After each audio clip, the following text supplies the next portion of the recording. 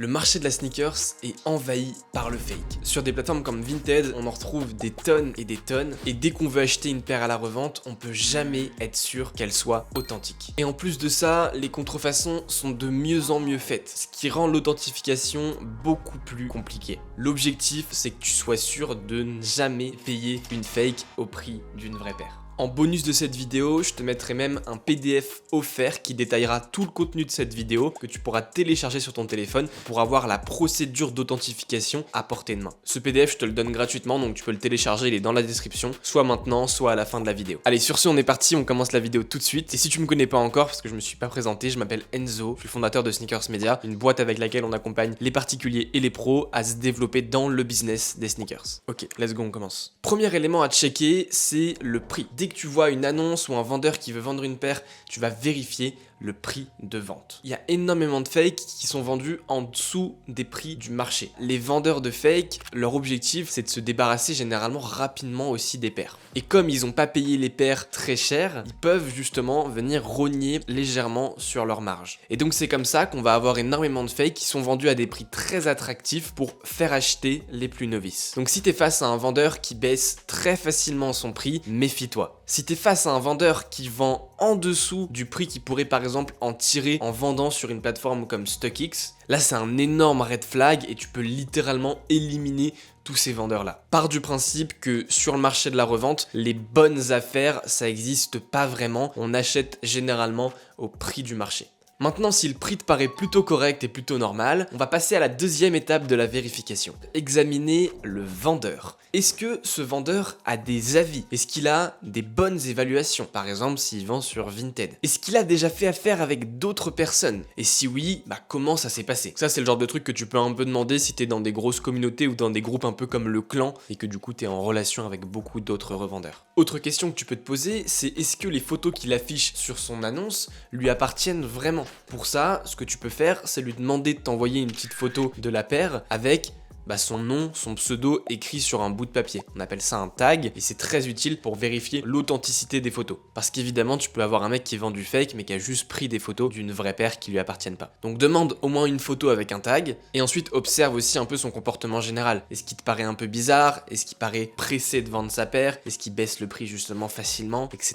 etc. Si le vendeur te paraît ok, on passe à la troisième étape de la vérification et on va venir s'attarder maintenant sur la boîte. Demande absolument au vendeur des photos de la boîte. Faut savoir que généralement, les boîtes des fakes sont très mal faites. Souvent, on va avoir des boîtes qui vont être très abîmées, très pliées, avec plein de petits défauts. Et du coup, il y a énormément de vendeurs de fakes qui vendent les paires sans boîte. Parce que sinon, ça serait trop cramé. Donc si le mec commence à te sortir des excuses du style « ma mère a jeté la boîte, j'ai perdu la boîte », tu peux déjà l'éliminer. Il y a vraiment personne qui jette la boîte d'une paire entre guillemets rare. Tout le monde la garde. Et même s'il y avait peut-être une personne sur 1000 qui l'a acheté, on l'élimine quand même par précaution. Donc là, si le prix est normal, si le vendeur n'a rien d'anormal et si la boîte est correcte, on passe à la quatrième étape qui est très importante, c'est la preuve d'achat.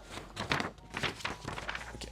L'idée, c'est de connaître la source d'achat, d'où cette paire provient. On sait déjà que si la paire vient de chez Nike, de Foot Locker ou de tout autre magasin qui va être un magasin retail, c'est-à-dire où la paire va être vendue à son prix de sortie. Je te mettrai dans le PDF offert sous cette vidéo une liste justement des sites, des bons sites où les paires sortent vraiment au prix de sortie. Donc si la paire vient de ces sites-là, pour t'en assurer, ce que tu peux faire en plus, c'est lui demander évidemment la facture, mais en plus de la facture, demande-lui de te transférer l'email de confirmation de commande. S'il a vraiment passé commande sur ce site ou s'il a gagné par exemple une raffle, il a forcément reçu un email de confirmation de commande. Donc lui demande pas de t'envoyer un screen, demande-lui vraiment de te transférer l'email sur ta boîte mail pour t'assurer que ce soit vraiment son email et qu'il est du coup en mesure de le retrouver et de te l'envoyer. Si la paire provient de chez StockX, de chez With The New ou en gros de sites qui revendent les paires, là on ajoute un mini facteur risque en plus parce que déjà c'est possible que StockX, With The New ou autre aient des problèmes d'authentification et qu'il y ait une paire qui soit pas forcément authentique. Bah oui, parce que eux doivent aussi authentifier les paires, donc dès qu'on met de l'humain en jeu, il peut y avoir évidemment des erreurs. Mais le plus gros risque, c'est que les tags qui sont mis par la plateforme pour dire que la paire a bien été authentifiée, c'est des tags qu'on peut parfois acheter sur des sites comme AliExpress. Donc bien faire attention à tous ces petits symboles qui sont censés prouver l'authenticité, et du coup ne te fie pas forcément à ça pour te dire c'est authentique ou c'est pas authentique. Si la paire par exemple vient de StockX, le mec a forcément reçu un email, donc demande-lui de te le transférer. Si t'as déjà respecté ces 4 étapes,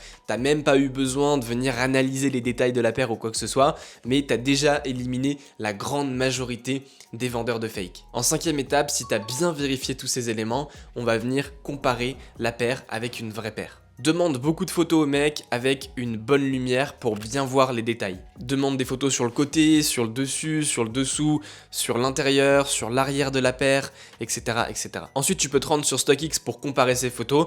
Tu pourras faire tourner la paire, donc c'est assez pratique pour voir un peu les détails. Ou tu peux te rendre sur YouTube et taper unboxing avec le nom de la paire que tu souhaites authentifier. Tu trouveras des vidéos où les mecs déballent un peu les paires et montrent souvent pas mal les détails. Compare les détails, compare un peu les couleurs, etc. Et essaye de voir si tu repères des différences. Ça peut être des différences au niveau des coutures, au niveau de la forme de certains éléments, ou parfois même juste au niveau des équipements qui sont fournis avec la paire. Par exemple, des fois il y a une paire de lacets en plus, et bah dans les fakes il n'y aura pas forcément la paire de lacets en plus. Je tiens quand même à te dire de faire attention à ces éléments-là. C'est pas forcément facile de le faire, et il y a toujours plein de facteurs à prendre en compte, comme par exemple juste les photos qu'on va t'envoyer. Bah des fois sous un certain angle, on pourrait croire qu'il y a un petit défaut, mais en fait c'est juste l'angle qui donne cette impression. Et après naturellement sur les paires de Nike, on peut avoir aussi parfois juste quelques petits défauts, une petite trace de colle ou quoi, et ça veut pas forcément dire que la paire est fake. Donc c'est pour ça que cette étape elle est très compliquée, mais si tu as bien vérifié les autres éléments avant, tu prendras généralement quasi aucun risque. Ok, on est good. On va faire un petit récap rapide. Pour te faire un petit récap, check d'abord le prix. Regarde ensuite le vendeur et tout ce qui l'entoure, notamment ses avis. Analyse ensuite la boîte. Si rien d'anormal jusqu'ici, regarde un peu la source d'achat, avec notamment la facture et demande un transfert de l'email. Et pour finir, si tout va bien, fais une petite comparaison avec une paire authentique. C'était Enzo de chez Sneakers Media. N'oublie pas de télécharger le petit PDF dans la description où tu auras tous les éléments et un récap entier de cette vidéo que tu pourras télécharger sur ton téléphone et t'en servir en illimité dès que tu auras besoin d'authentifier une paire. Donc c'est offert, c'est cadeau, c'est pour toi. Et sur ce, je te dis à bientôt dans une prochaine vidéo.